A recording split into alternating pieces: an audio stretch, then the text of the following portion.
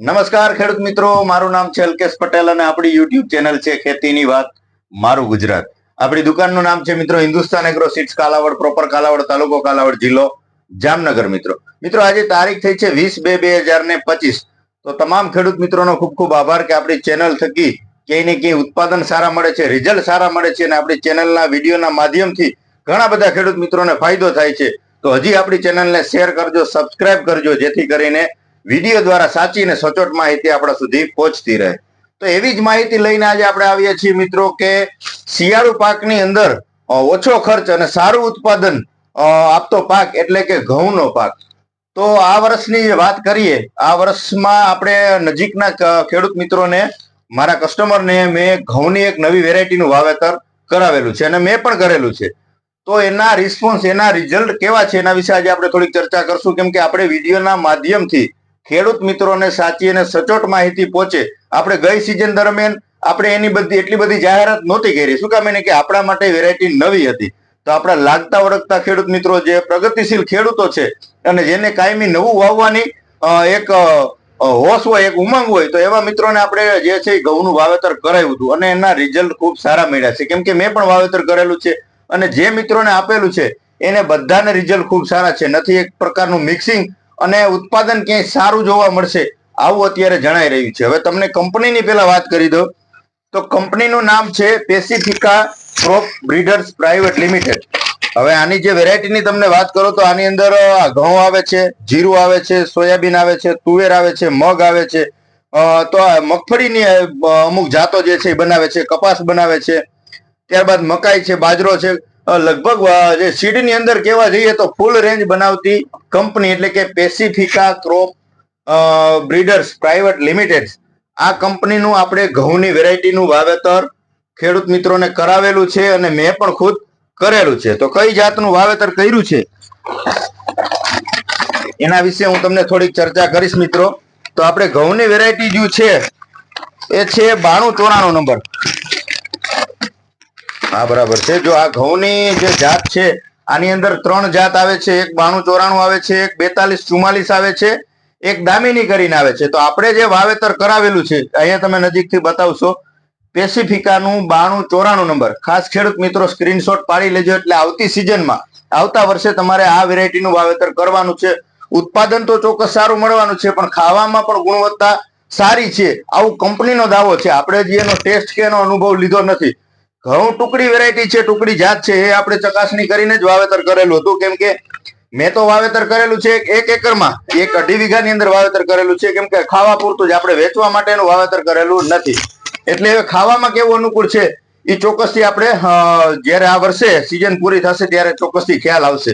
હવે તમને આ જે ડુંડી છે, આ મારા પોતાના ફિલ્ડનું જ જે છે, આ મેં તોડી અને ખેડૂત મિત્રો તમારા સુધી માહિતી પહોંચે એટલા માટે આ લાઈવ લઈને આવ્યો છું. આ 3-4 દિવસ પહેલા જ તોડેલું છે.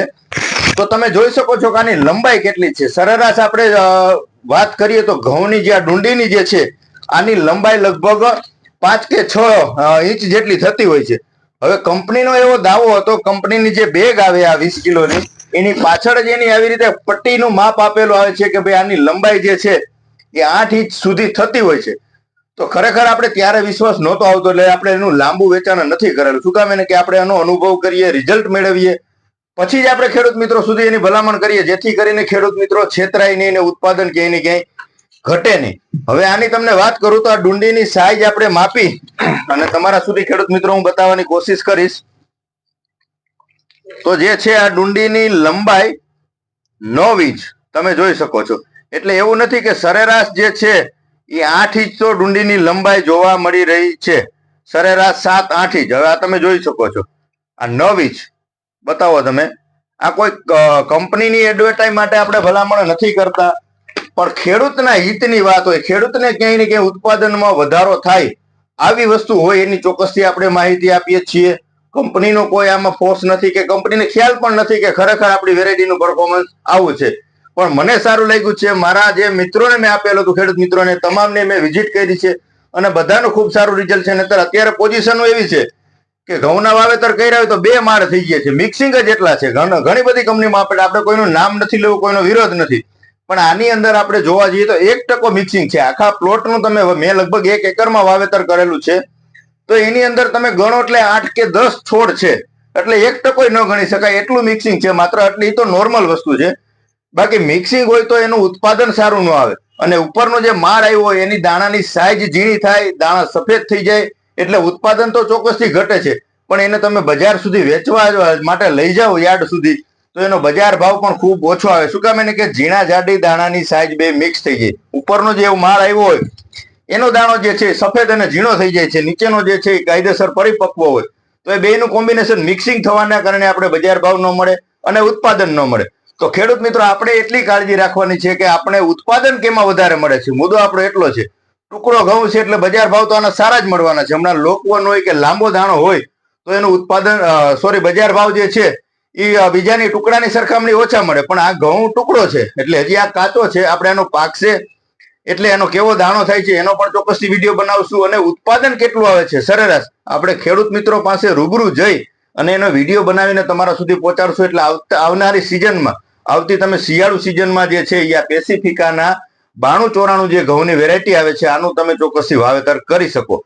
આપણો એક જ ઉદ્દેશ્ય છે મિત્રો કે સારી જાત આવતી હોય, સારું બિયારણ આવતું હોય, પછી કોઈ પણ હોય, પછી કપાસ હોય કે મગફળી હોય કે પછી સોયાબીન છે, તુવેર છે, સારી વેરાયટી હોય, સારું પરફોર્મન્સ હોય, સારું રિઝલ્ટ મળતું હોય તો એની આપણે ભલામણ ચોક્કસથી કરીએ છીએ. અને ઘઉં વસ્તુ એવી છે કે મારા એરિયામાં થાય આ વસ્તુ સેમ તમારા એરિયામાં થાય જ છે. આનું કોઈ એવું નથી કે ભાઈ મારે અહીંયા ડુંગળીની સાઈઝ એટલી લાંબી થઈ છે આ વિસ્તારમાં તો તમારા કે અન્ય કોઈ વિસ્તારમાં ન થાય, આવું ઘઉંના પાકમાં ન બની શકે. એટલે ચોક્કસથી આપણે ભલામણ કરશું કે ખેડૂત મિત્રો, આ ટાઈપની ડુંડીની સાઈઝ હોય અને આની ફૂટ પણ ખૂબ સરસ છે. એક છોડની અંદર લગભગ 10 ડુંડી જેટલી સંખ્યા મારા પાકની અંદર મને જણાઈ રહી છે. કેમ કે વાવેતરનો દર મેં રાખ્યો તો 1 વીઘાની અંદર 16 ગુઠાના વીઘાની અંદર 1 વીઘે મેં 9 કિલો બીજનું જે છે વાવેતર કર્યું હતું. એટલે ફૂટ પણ ખૂબ સરસ જોવા મળી રહી છે.